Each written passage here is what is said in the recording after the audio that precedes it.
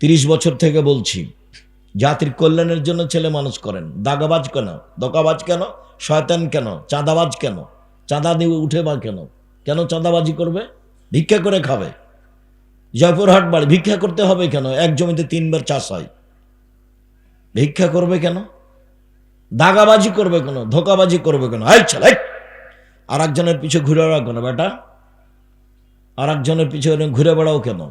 কেন ওভাবে বলতে থাকো মুখের চরিত্র ফুলের মতো পবিত্র? বেটা জানো ও চরিত্র তো শয়তান। কি করে বুঝলে তুমি ফুলের মতো চরিত্র? তো আর একজনকে মেরে রেখে যাই। তোমাদের নেতার বয়স ছিল 45, কত ঘন্টা? 45 মিনিট। জুলুম দেখো না কাকে বলে? ফেরাউনের সময় ছিল 3-4 মিনিট। এই মরলো, এ ডুবলো, এ ডুবলো, তারপর নেই। আজ সামুদ দেখতে দেখতে নেই। দেখবা খুলনার অঘোষিত সম্রাট এরশাদ শিকদার মেয়ের মাথায় হাত দিতে পারেনি। খুলনার অঘোষিত সম্রাট এরশাদ শিকদার রাতে রাতে কুয়েত দখল করেছিল প্রেসিডেন্ট সাদ্দাম। এমনি নিরুপায় দেশ থেকে চলে যেতে হয়েছে, কোনো পথ ঘাট থাকেনি। ক্ষমতা দেখাবা না, ভিক্ষা করে খাও। ভিক্ষা করে খাওয়া কোনো, দিন মজুরি করে খাও। দিন মজুরি করে খাওয়া কোনো, চকলেট বিক্রি করে খাও। আমি চকলেট বিক্রি করে খেতে বলিনি। আমি যখন বলেছি চকলেট বিক্রি করে খাও, তখন বলেছি যে লোন নিয়ে ব্যবসা করো না, কম পয়সা দিয়ে ব্যবসা করো, এ কথা বলেছি। চকলেট বিক্রি কি দুনিয়াতে ব্যবসা? আর কোনো ব্যবসা নাই? কলা আছে, জুতা স্যান্ডেল আছে, কাপড় আছে, অল্প পয়সার ব্যবসা আছে। যখন আল্লাহ রসুল পয়সা উপার্জনের কথা বললেন, তখন বললেন 1 দিন মজুরি, 2 চাকরি, 25 দিনে টাকা শেষ হবে। আর দিন মজুরি মানে সন্ধ্যায় টাকা শেষ হবে। 3 জমি চাষ, মানে সমান সমান না হয় লস। 4 ব্যবসা। তখন আল্লাহ রসুল বললেন, এই শোনো, সত্যবাদী ব্যবসায়ীরা, বিশ্বস্ত ব্যবসায়ীরা নবীদের সাথে জান্নাতে থাকবেন। তখন তিনি বললেন না যে যারা জাপান থেকে মাল নিয়েছে চট্টগ্রামে নামায় ইনপোর্টে ব্যবসা করে তারা নবীদের সাথে থাকবে, কথা বলেননি। যারা চকলেট বিক্রি করে তারা নবীদের সাথে থাকবে, এ কথা বলেননি। তিনি বলেছেন সত্যবাদী বিশ্বস্ত ব্যবসায়ী যারা, তারা নবীদের সাথে জান্নাতে থাকবেন। আবারও বলছে, পৃথিবীর ব্যবসায়ীরা শোনো, ইন্না তিজারাত ইহজরুল কিযব ওয়াল হালাব, ব্যবসাতে মিথ্যা কথা চলে আসে, কসম চলে আসে। অতএব ফাশুবহু সাদকা, দান করে এটা মিটিয়ে দাও। তো ব্যবসাও একটা পয়সা উপার্জনের পথ, চাকরিও একটা পয়সা উপার্জনের পথ। উনি নিজে মানুষকে চাকরি দিয়েছে, বলেছেন এই বেতন তোমার 600, কথার কথা। এর মধ্যে যদি কারো 5টা টাকা নেও, সেটা হবে আত্মসাৎ, মানে ঘুষ নিবা না। তিনি দিন মজুরি হিসাবে মানুষকে কাজ করতে বলতেন, তিনি নিজে ব্যবসায়ী ছিলেন। তো দিন মজুরির কোনো প্রশংসা করলেন না, খালি বললেন যে ঘাম শুকানোর আগে তাকে টাকা দিয়ে দাও, টাকা দিয়ে দাও, টাকা দিয়ে দাও ওকে, দিন মজুরকে। ব্যবসা খুব সাবধান, চাকরি খুব সাবধান। যে টাকা বেতন নির্ধারণ হয়েছে ওরা 19-20 করবে না, নইলে জাহান্নামে হবে, সতর্ক।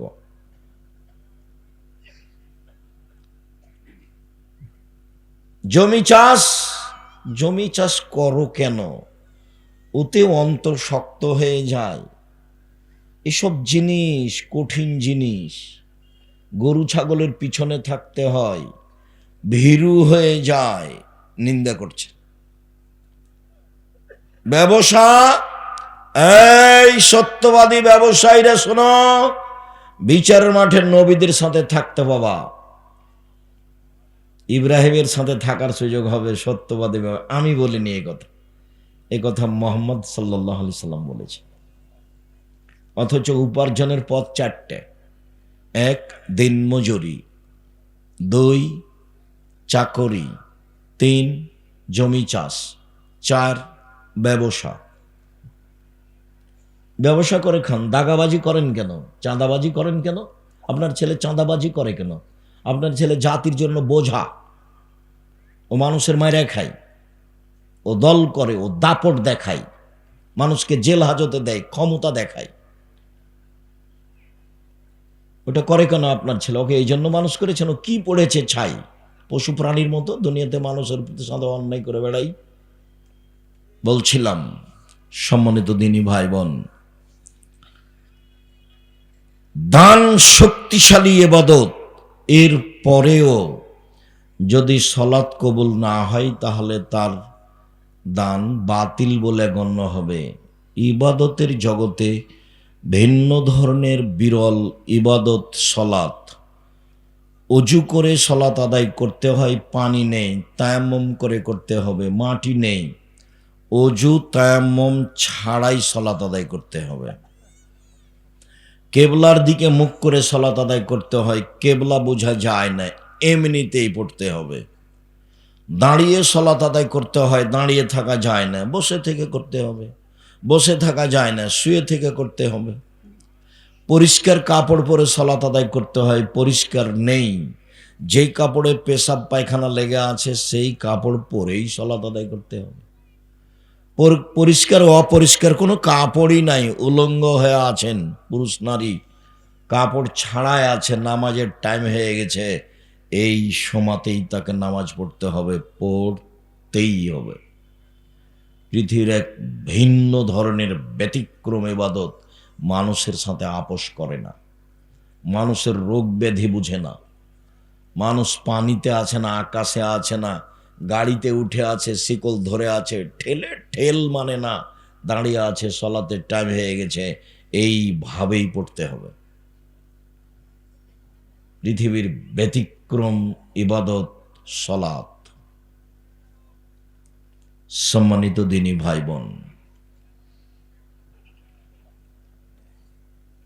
অলসতা করে সলাৎ ছেড়ে দিলে ইমাম আহমদ বিন হাম্বল রাহিমাহুল্লাহ বলেছেন ওকে জবে করতে হবে, মেরে ফেলে দিতে হবে, হত্যা করতে হবে। ইমাম আবু হানিফা রাহিমাহুল্লাহ বলেছেন ওকে জেলখানায় বন্দি করে পিটিয়ে সলাৎ আদায় করাতে হবে। বর্তমানে আরবি বিদ্বানগণ বলছেন যে স্বামী সলাৎ আদায় করে, স্ত্রী করে না, স্ত্রী করে স্বামী করে না, তাহলে বিভাগ কেটে গেছে। চেয়ারম্যান মেম্বার লাগে না, খাতা কলম লাগে না, কাজী লাগে না, এমনিতেই গেছে। তারা আরও বলছে যে অবস্থায় মারা গেলে তার জানাজা হবে না। তারা আরও বলছে যে মারা গেলে তার জানাজা তো হবে না, হবেই না, তার কাফন দাফন মুসলমানের কবরস্থানে হবে না, ওকে হিন্দুদের শ্মশান ঘাটে ফেলে দিতে হবে। তারা এইভাবেই কলম ধরেছে। ইবাদতের জগতে ব্যতিক্রম ইবাদত সলাত। মহান আল্লাহ বলেন ফাকিমুস সালাত ওয়া আতুজ যাকাতা, তোমরা সলাত আদায় করো, যাকাত প্রদান করো, আদেশ। মহান আল্লাহ বলেন ফাসল্লি লিরাব্বিক ওয়ানহার, মুহাম্মদ সাল্লাল্লাহু আলাইহি সাল্লাম আপনি সলাত আদায় করুন, কুরবানি করুন। মুহাম্মদ সাল্লাল্লাহু আলাইহি সাল্লাম আপনি সলাত আদায় করুন, কুরবানি করুন, আদেশ। আব্দুল্লাহ ইবনে উমর বলেন রাসূল সাল্লাল্লাহু আলাইহি সাল্লাম বলেছেন ইসলামের ভিত্তি হলো 5টা, যার উপরে ইসলাম নির্ভর করে, একজন মানুষের ঈমান নির্ভর করে। 1, আমি সাক্ষ্য দিচ্ছি বলে যে আল্লাহ ছাড়া কোনো মাবুদ নেই, মানে শিরক করা হবে না, মানে জন্ম দিবস, মৃত্যু দিবস, মা দিবস, বাপ দিবস, পায়খানা দিবস কোনোটাই গ্রহণ করা হবে না, সব বাতিল। আমি সাক্ষ্য দিচ্ছি আল্লাহ ছাড়া কোনো মাবুদ নেই, মানে শিরক বাতিল, চিরদিনের জন্য শিরক বিদায় নিয়েছে, কোনো জায়গাতে শিরক করা হবে না, সব বাতিল। আমি সাক্ষ্য দিচ্ছি আল্লাহ ছাড়া কোনো মাবুদ নেই। 2, আমি সাক্ষ্য দিচ্ছি মুহাম্মদ আল্লাহর রাসূল, মানে বিদাত চিরদিনের জন্য বন্ধ, বিদাত করা যাবে না। যেটুকু ইবাদত করবেন সেটুকু আগে প্রমাণ হতে হবে রাসূল করেছেন কিনা। যদি না হয় বিদাত করেন, খুব ইবাদত করলেন, রাসূলের জন্মদিবস এমন পালন করলেন, ট্রাকে উঠে সিগারেট মুখে দিয়ে দাড়ি চেঁচে, যদি প্রমাণ করতে না পারেন তো চাঁপাই নবগঞ্জের ভাষাতে আমও গেল, ছালাও গেল, কাঁদতে কাঁদতে 2 চোখও গেল। বিদআত করলে রাসূলকে অপমান করা হয়, শিরক করলে আল্লাহকে অপমান করা হয়। বিদআত করলে ইবাদত কবুল হয় না, শিরক করলে ইবাদত বাতিল হয়। দুইটা পাপের নিজস্ব ক্ষমতা আছে। আমি সাক্ষ্য দিচ্ছি আল্লাহ ছাড়া কোনো মাবুদ নাই, মানে আমি শিরক করব না। আমি সাক্ষ্য দিচ্ছি মুহাম্মদ আল্লাহর রাসূল, মানে আমি বিদআত করব না। যাহাই করিব তাহাই রাসূলের পদ্ধতিতে করিব। 1 2 ও একামি সলাত আদায় করতে হবে। 3 ও ইতাই যাকাত দিতে হবে। 4 ও সবে রমজান মাসের সিয়াম পালন করতে হবে। 5 আল হজ মান ইসতাতা ইলাইহি সাবিলা, সম্ভব হলে হজ করতে হবে। 5টা ফরজ বিধান, তার 2 নম্বর হচ্ছে সলাত, আর 1 নম্বর হচ্ছে সাক্ষী। সাক্ষী নেই যার, বিচার আচার নেই তার। সাক্ষী নেই যার, দাড়ি পাল্লা নেই তার। হিন্দুদের পাপ নেকি ওজন হবে না, কেন? তার সাক্ষী নেই, তার নেকি নেই। ইহুদিদের পাপ নেকি ওজন হবে না, কেন? তার সাক্ষী নেই, তার নেকি নেই। খ্রিস্টানের পাপ নেকি ওজন হবে না, কেন? তার সাক্ষী নেই। আমি সাক্ষ্য দিচ্ছি আল্লাহ ছাড়া কোনো মাবুদ নেই, আমি সাক্ষ্য দিচ্ছি মুহাম্মদ আল্লাহর রাসূল। এইটা না থাকার কারণে তাদের কোনো নেকি নেই, পাপ নেকি ওজন হবে না। শিয়াদের হবে না, কাদিয়ানীদের হবে না। যারা আকীদায় মার খেয়ে গেছে তাদের পাপ নেকি বিচারের মাঠে ওজন হবে না, ওরা গেছে। আর পাপ নেকি ওজন হওয়ার জন্য 2টা পাল্লা লাগে, নইলে ওজন হবে না। আপনাদের পাশে গাইবান্ধা আপনারা খুব ভালো বুঝেন। সকালবেলাতে বাং ঘাড়ে করে নিয়ে গেছে, তার 2টা আছে ডালি দিদিকে। তো এখন বিকেলবেলাতে বাচ্চা একটা ওর গেছে মাঠে, তো বাচ্চাটাকে নিয়ে আসবে। তখন কি করেছে, বাচ্চাটাকে একটা ডালিতে দিয়েছে আর একটা ডালিতে মাটি চাপালছে, কাঁধে করে নিয়ে আসছে। নাহলে সমতা থাকবে না, যে বোঝা যায় কোথায়। তো মানে পাপ নেকি যে ওজন হবে আল্লাহ বলছেন, তো আর তো নেকি নাই, তো ওজন হবে কি দিয়ে? তো ওটা বাতিল। আল্লাহকে জাহান্নামে দিবে কিভাবে? তখন আল্লাহ বলছেন ফাইউ খাজবিন নাওয়াসি ওয়াল আকদাম, তার মুখের সামনে দেখব পা ধরে তাকে জাহান্নামে নিক্ষেপ করা হবে, ওজন নেই। ফালা নকুমু লাহুম ইয়াউমাল কিয়ামাতি ওয়াজনা, ওদের আমি পাপ নেকি ওজন করব না। শুনুন, সালাত ফরজ বিধান, যে কোনো মূল্যে মানতে হবে, মানতেই হবে। কেউ যদি জেনে শুনে সালাত আদায় না করে, এতক্ষণ বলছিলাম সালাত আদায় করতেই হবে। কেউ যদি জেনে শুনে সালাত আদায় না করে, তার ব্যাপারে রাসূল সাল্লাল্লাহু আলাইহি ওয়াসাল্লাম বলেন বেনাল আবদি ওয়া বেনাল কুরফি তারকুস সালাহ, মুসলমান এবং কাফের মধ্যে পার্থক্য হচ্ছে সালাত ছেড়ে দেওয়া। যে সালাত আদায় করে সে মুসলমান, যে করে না সে কাফের। রাসূল সাল্লাল্লাহু আলাইহি ওয়াসাল্লাম বলেন মান তারাকা সালাতা মুতাআম্মিদান ফাকাদ কাফারা, কেউ যদি ইচ্ছাকৃত সালাত ছেড়ে দেয় তাহলে কাফের হয়ে গেল। আসহাবু মুহাম্মাদিন সাল্লাল্লাহু আলাইহি সাল্লাম লা ইয়ারানা তারকুহু কুফরুন গায়রা সালাহ, সাহাবীগণ সালাত ব্যতীত অন্য কোনো ফরজ বিধান ছেড়ে দিলে কাফের মনে করতেন না, মনে করতেন বড় পাপী। যাকাত ছেড়ে দিয়েছে, বড় পাপী, কখন দিবে? দিবে দিবে দেখ। হজ যায় না কেন? টাকা আছে, যায় না কেন? জমি আছে, জায়গা আছে, জয়পুরের বাড়ি, অনেক শস্য আদি হয়, দেরি করছে কেন? তো পাপী, ও কাফের হয়নি। সাহাবীগণ যে কোনো বড় বিধান ছেড়ে দিলে কাফের মনে করতেন না। তবে সলাত ছেড়ে দিলে সাহাবীগণ তাকে কাফের মনে করতেন। এই কারণেই ইমাম আহমদ ইবনে হাম্বল রাহিমাহুল্লাহ তাকে হত্যা করতে হবে বলে ঘোষণা দিয়েছেন। চলেন সংক্ষিপ্ত বুঝলাম সালাত আদায় করতেই হবে, তারপরে বুঝলাম সালাত আদায় করে না যে সে কাফের, তারপরে বুঝি সালাত আদায় করে কিন্তু রাসূলের পদ্ধতিতে করে না, তখন কি হবে? চলেন দেখি। আল্লাহ তাআলা বলেন ফাওয়াইলুল লিল মুসাল্লিন আল্লাযীনা হুম সালাতিহিম সাহুন, যারা অমনোযোগ সহকারে সালাত আদায় করে এমনিতে দাঁড়ায় যায় আসে, ভালোবাসা নেই, আর না হলে নিয়ম নেই, পদ্ধতি নেই, হোমসি খেলি করে, এরা ওয়াইল নামক জাহান নামে যাবে নিশ্চিত, এরা জাহান্নামী। আল্লাহ বলছে সালাত আদায় করেও জাহান নামে যাবে।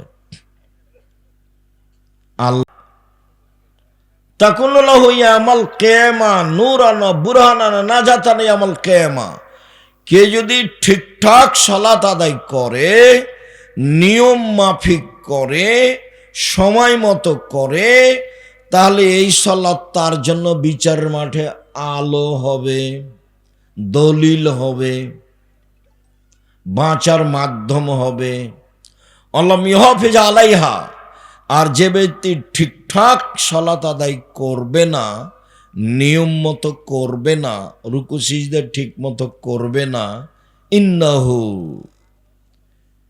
ইয়াউমাল কিয়ামা ফিরআউন হামান উবাই ইবনে খালফ, ও বিচারের মাঠে ফেরাউনের সাথে থাকবে।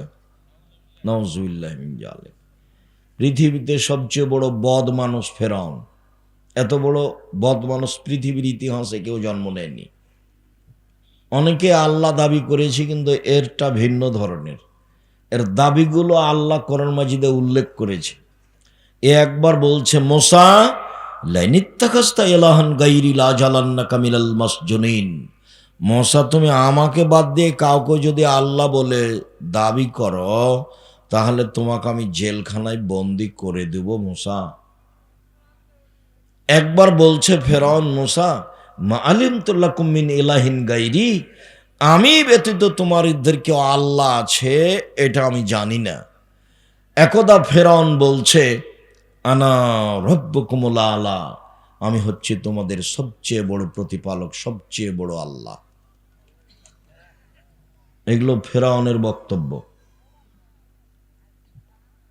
আমি যখন মিশরে ফেরাউনের লাশের পাশ দিয়ে ঘুরছিলাম, তখন বলছিলাম তুমি কি সেই ফেরাউন যে বলছিল যে আমি আল্লাহ?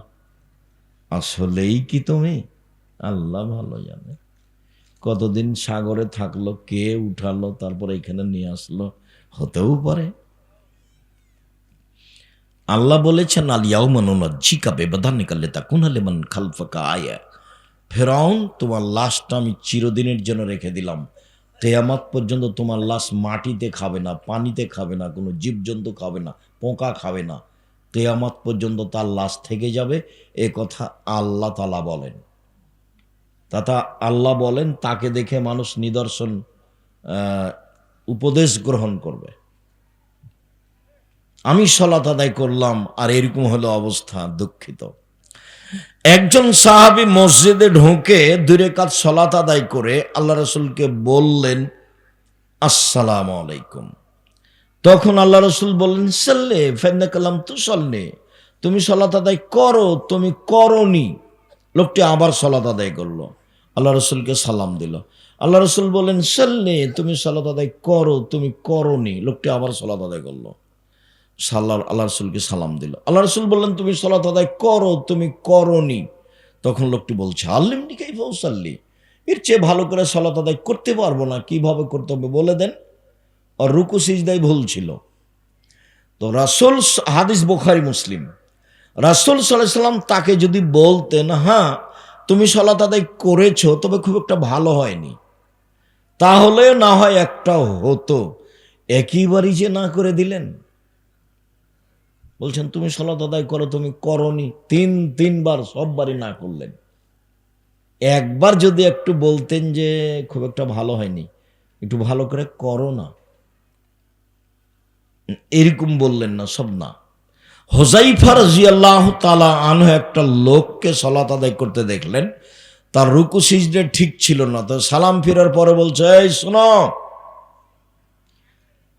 তোমার সালাত হয়নি, তুমি যদি এখন মারা যাও তাহলে ইসলামের নিয়ম নীতির উপরে তোমার মরণ হবে না, রাসূলের পদ্ধতির উপরে তোমার মরণ হবে না, মানে তুমি জাহান্নামে গেছো। একদিন আল্লাহ রাসূল বলছেন, আসওয়াউ সারিক, সবচেয়ে বদ চোর, সবচেয়ে খারাপ চোর, গরু চুরিও চোর, তবে সবচেয়ে খারাপ চোর নয়, হাত কাটা যাবে। টাকা চুরিও চোর, তবে সবচেয়ে খারাপ চোর নয়, হাত কাটা যাবে। সবচেয়ে খারাপ চোর হলো মাইয়াসরিকু মিন সলাতিহি, যে সলাত চুরি করে। তো সাহাবীগণ বলছেন, কাইফা ইয়াসরিকু মিন সলাতিহি, মানুষ আবার সলাত চুরি করতে পারে? আল্লাহ রাসূল, সলাত কিভাবে চুরি করতে পারে, এইটা কেমন হলো? তখন আল্লাহ রাসূল বললেন, মাল্লাম ইউতিম রুকুআহু ওয়ালা সুজুদাহা, যে ব্যক্তি রুকু সিজদা ঠিক মতো আদায় করলো না, সেই হলো সলাত চোর। তাহলে সব গিয়ে দাঁড়াচ্ছে সলাতের উপরে। সম্মানিত দিনী ভাই বোন, সলাত এমন একটি ইবাদত যার উপরে নির্ভর করে অন্যান্য ইবাদত। আবু হুরায়রা রাদিয়াল্লাহু তাআলা আনহু বলেন, রাসূল সাল্লাল্লাহু আলাইহি সাল্লাম বলেছেন, আউয়ালু ইসল ইয়াউমাল কিয়ামা, আউয়ালু বিআবদ ইসল আবদ ইয়াউমাল কিয়ামা সালাহ। বিচারের মাঠে মানুষকে প্রথমে জিজ্ঞাসা করা হবে সলাত সম্পর্কে। ফাইন সালাহাত সালাহুল্লাহু সায়রা আমালিহি, যদি তার সলাত টিকে যায় সব ইবাদত টিকে যাবে, যদি সলাত না টিকে ফাইন ফাসাদাত ফাসাদাল্লাহু সায়রা আমালিহি, তাহলে সব আমল বাতিল বলে গণ্য হবে। হজ, যাকাত, দান খায়রাত, সিয়াম, তাসবিহ তাহলিল, কোরআন তেলাওয়াত, সব বাতিল। আনাস রাদিয়াল্লাহু তাআলা আনহু বলেন, রাসূল সাল্লাল্লাহু আলাইহি সাল্লাম বলেছেন, as-সালাতু সালাসাতু আফলাসিন, সালাত তিন ভাগে বিভক্ত। আত-তুহুরু সুলুসুন, রুকু ওযু হলো তিন ভাগের এক ভাগ। ও রুকু সুলুসুন, রুকু হলো তিন ভাগের এক ভাগ। ও সুজুদ সুলুসুন, সিজদা হলো তিন ভাগের এক ভাগ। ফামান আদাহা বিহাক্কিহা, যে ব্যক্তি এইগুলো সব ঠিকঠাক করে আদায় করলো, ওযু রুকু সিজদা, তাহলে কবেলাত সলাতহু, তার সলাত কবুল করা হবে। কবুলে সায়রা আলাইহি, সব আমল কবুল করা হবে। ওয়াইন রুদ্দাত আলাইহি সলাতহু, যদি সলাত তার উপরে প্রত্যাখ্যান করা হয়, যা তোমার সলাত হয়নি, রুদ্দা আলাইহি সায়রা আলাইহি, তাহলে সব আমল বাতিল বলে গণ্য হবে। এ কথা মুহাম্মদ সাল্লাল্লাহু আলাইহি সাল্লাম বলেন। ধীরস্থির রুজু ও ধীরস্থির রুকু, ধীরস্থির সিজদা, বাস। সুন্দর অজু, তাড়াহুড়া করে অজু করবেন না, সুন্দর অজু। আল্লাহ রাসূল একথা বলছেন, শোনো আমি কি বলে দেব তোমাদের একটা কাজের কথা, যাতে পাপ মিটে যায়, মান বেড়ে যায়। একটা আমলের কথা বলবো যাতে পাপ মিটে যায়, মান বেড়ে যায়। হ্যাঁ, খুব তো ভালো কথা, বলেন বলেন, কি সেটা? পাপ মিটে যাবে, মান বেড়ে যাবে। তখন আল্লাহ রাসূল বলছেন, শোনো, এক, সুন্দর করে ওযু করলে পাপ মিটে যাবে, মান বেড়ে যাবে। দুই, পায়ে হেঁটে মসজিদে গেলে পাপ মিটে যাবে, মান বেড়ে যাবে। তিন, সলাতের পরে সলাতের অপেক্ষা করলে, এক সলাত আদায় করেছি আবার কখন যাব মসজিদে, তার অপেক্ষায় থাকলে পাপ মিটে যাবে, মান বেড়ে যাবে। একদা আল্লাহ তাআলা আমাদের নবীকে বলছেন, মুহাম্মদ হাল তাদরি ফিমা ইয়াকতাসিমুল মালাউল আলা, মুহাম্মদ আপনি বলতে পারেন ওপরে কি নিয়ে হইচই হচ্ছে? আমাদের নবীকে আল্লাহ তাআলা মুহাম্মদ বলে ডাকতেন, জিবরাইল আমাদের নবীকে মুহাম্মদ বলে ডাকতেন, আর সাহাবীগণ আমাদের নবীকে বলতেন আল্লাহ রাসূল বলেছেন। আল্লাহ রাসূল আপনি এটা করবেন, আল্লাহ রাসূল দিয়েছেন, আল্লাহ রাসূল গেছেন, আল্লাহ রাসূল খেয়েছেন। সাহাবীগণ বলতেন আল্লাহ রাসূল দিয়েছেন, আল্লাহ রাসূল করেছেন। আর মুহাম্মদ বলতে, আল্লাহ বলতেন মুহাম্মদ, জিবরাইল বলতেন মুহাম্মদ। আর ভারত, বাংলাদেশ, পাকিস্তানের ওলামায়ে কেরাম, ফজলায়ে জামেরা বলছে হুজুরে পাক সাল্লাল্লাহু আলাইহি সাল্লাম, হুজুরে পাক। নামটাই বিদাতি। সবার মহাস্থানের পাশে বাড়ি, সবাই বা এরকম বা আরো যত মহাস্থান আছে বাংলাদেশে, কত আছে তার কোনো হিসাব নাই। আল্লাহ তুমি মাফ করো। কবরের সাথে সম্পৃক্ত মানুষ। বলছিলাম সম্মানিত দিনী ভাই বোন, সালাত ব্যতিক্রম ইবাদত। মোহাম্মদ বলতে পারেন উপরে কিনে হইচই হচ্ছে? হ্যাঁ বলতে পারি। কি বলো তো? সুন্দর করে ওযু করলে পাপ মিটে যাবে, মান বেড়ে যাবে, এইটা বলা বলি হচ্ছে। পায়ে হেঁটে মসজিদে গেলে পাপ মিটে যাবে, মান বেড়ে যাবে, এইটা বলা বলি হচ্ছে। সালাতের পরে মসজিদে বসে বসে তাসবিহ তাহলিল জিকির আজকার করলে পাপ মিটে যাবে, মান বেড়ে যাবে, এইটা বলা বলি হচ্ছে। তারপরে আল্লাহ রাসূল বলছেন, এখন ফাইন ফালা আশা বেখাইরিন ও মাতা বেখাইরিন, এই লোক যদি মরে যায়, মরে যাওয়া ভালো। এই লোক যদি বেঁচে থাকে, বেঁচে থাকা ভালো। এই লোক যদি মরে যায়, মরে যাওয়া ভালো।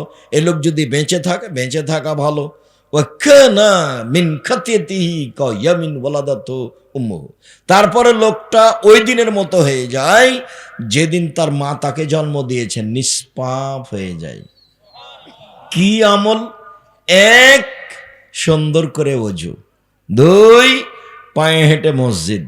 3, সালাতের পরে জিকির। সালাম দিয়ে লাফ দিয়ে উঠলেন কেন? জুমার দিনে সবার পরে গেছে, দিয়ে সবার আগে আসার জন্য হুড়াহুড়ি করছে। শরম হয় না? সালাত ফাজলামি করো সালাতের সাথে। ওমর রাদিয়াল্লাহু তাআলা বেঁচে থাকলে তোমাকে করে ঘর ধরে বসিয়ে দিত, আর শতকরা 95 জন 98 জন বক্তার আজীবন জেল হতো, কেউ বাইরে থাকতো না। বক্তৃতা একটা পেশার মধ্যে চলে এসেছে। শেষে চলে আসলাম।